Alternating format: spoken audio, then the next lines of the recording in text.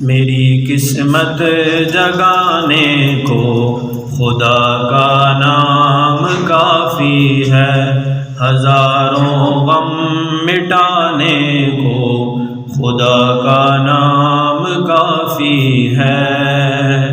یا میرے اللہ، یا میرے اللہ، یا میرے اللہ، یا میرے اللہ۔ جو پوچھا کملی والے نے، کہا صدیق اکبر نے، جو پوچھا کملی والے نے، کہا صدیق اکبر نے، میرے سارے گھرانے کو خدا کا نام کافی ہے۔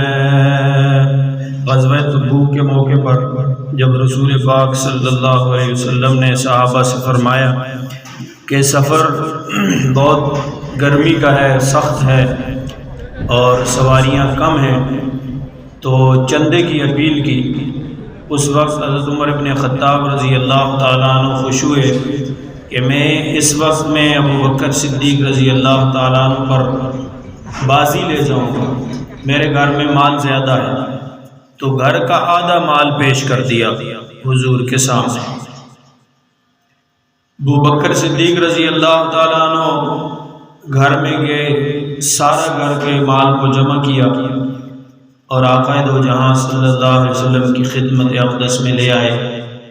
حضور نے پہلے عمر سے سوال کیا کیا لائے؟ انہوں نے فرمایا کہ آدھا مال گھر میں چھوڑ آیا ہوں، آدھا آپ کی خدمت میں پیش کر دیا ہے۔ تو ابو بکر صدیق جب آئے تو ان سے پوچھا کیا چھوڑا گھر والوں کے لیے؟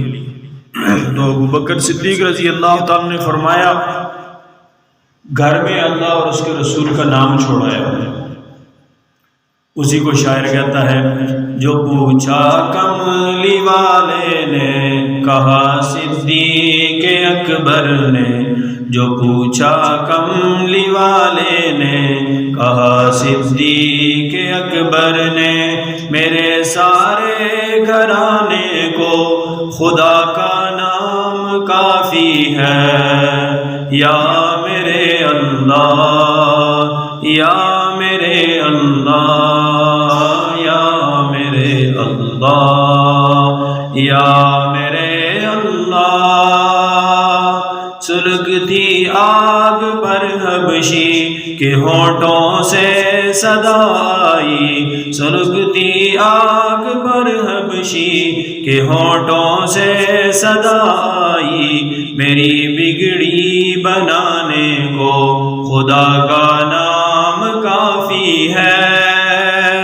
بلال حبشی رضی اللہ تعالیٰ عنہ جب اسلام لائے تو جلتے ہوئے کوئلوں پر ان کو ڈال کر گھسیٹا جاتا تھا اور ان سے کہا جاتا یا اسی حال میں مر جائیں یا اسلام سے پھر جائیں، لیکن آپ کی زبان پر احد احد کے لفظ ہوتے تھے۔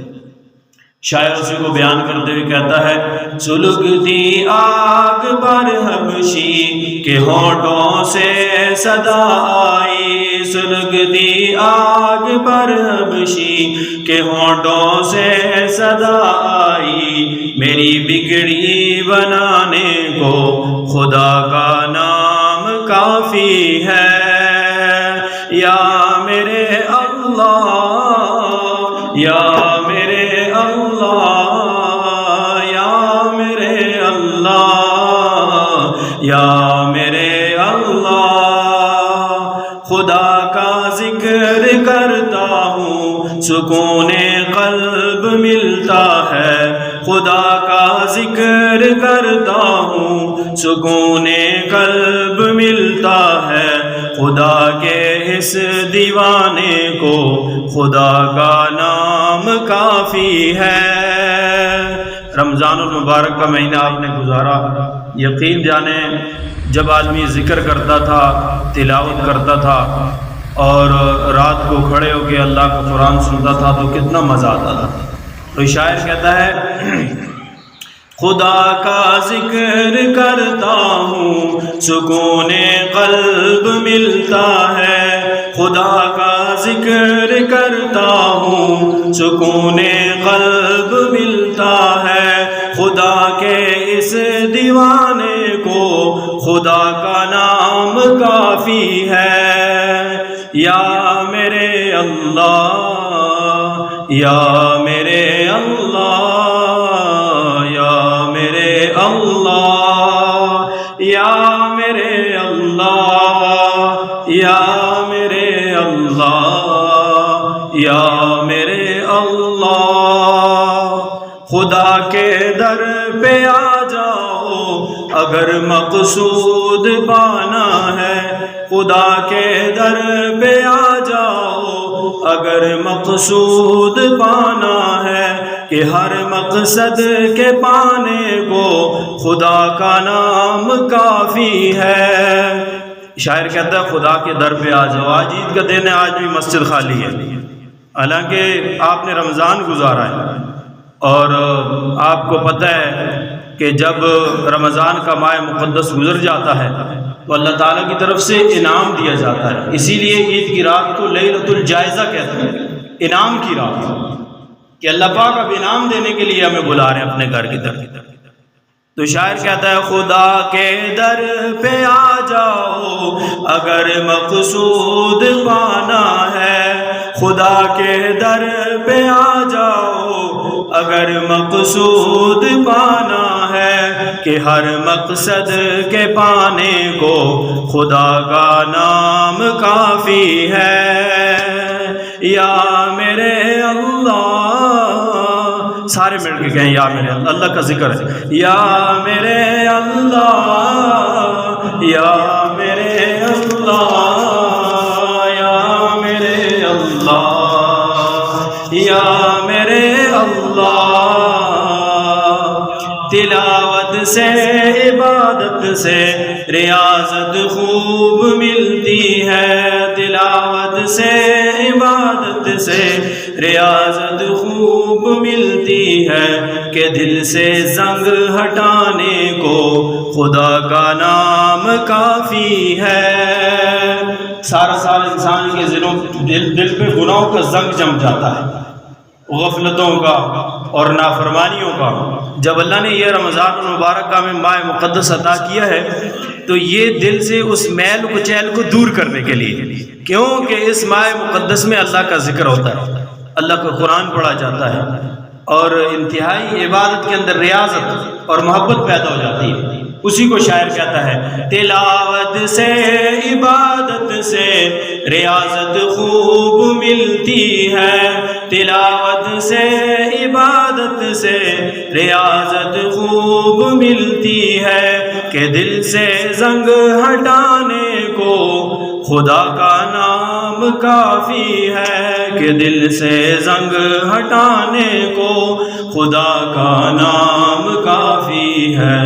یا میرے اللہ، یا میرے اللہ، یا میرے اللہ، یا میرے اللہ، یا میرے اللہ، یا میرے اللہ۔